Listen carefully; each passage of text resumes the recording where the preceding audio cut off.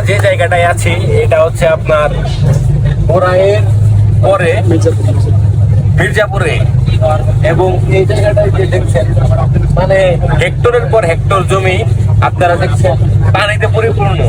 আপনারা ভাবতে পারেন যে এগুলো সবসময় এরকম পানি থাকে বা এটা বিল বা খাল এরকম আপনারা ভাবতে পারেন, কিন্তু না, এই হেক্টরের পর হেক্টর জমিতে কিন্তু পানি থাকলেও এখান থেকে কৃষকরা বছরে 3 বার ফসল ফলাদি উৎপন্ন করে এবং তারা বছরে 3 বার লাভবান হয়। কিভাবে?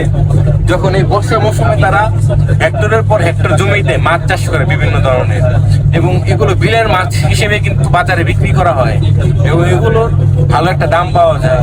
এবং বর্ষার পরে আপনার যখন গরমের সময়ে ধানও চাষ করা হয়, এবং ধান চাষ কিন্তু হেক্টরের পর হেক্টর জমিতে যখন ধান চাষ করা হয় সেখান থেকেও কিন্তু এই জায়গার মানুষের যে আর্থিক উন্নয়ন এবং গ্রামীণ অর্থনীতি সেটাও কিন্তু চাঙ্গা হয়। এবং ধান যখন ঘরে ওঠে শীতের মৌসুমটাতে কিন্তু এখানে সরিষাও চাষ করা হয়, এবং সরিষা আবাদ করার ফলে এই টাঙ্গাইল সহ গাজীপুর সহ ময়মনসিংহ সহ সিরাজগঞ্জ সহ আশেপাশের জেলাতেও এই ফসলের যে সরিষা থাকে সেটা পাঠাতে সক্ষম হয়। তো আপনাদের এলাকাও যদি এরকম কোনো জায়গা থেকে থাকে তো এরকম জায়গায় কিন্তু ঘুরতে পারেন, এবং বিকেল বেলায় কিন্তু অনেক দর্শনার্থী আসে এখানে ঘুরতে, এবং জায়গাটা কিন্তু অনেক সুন্দর।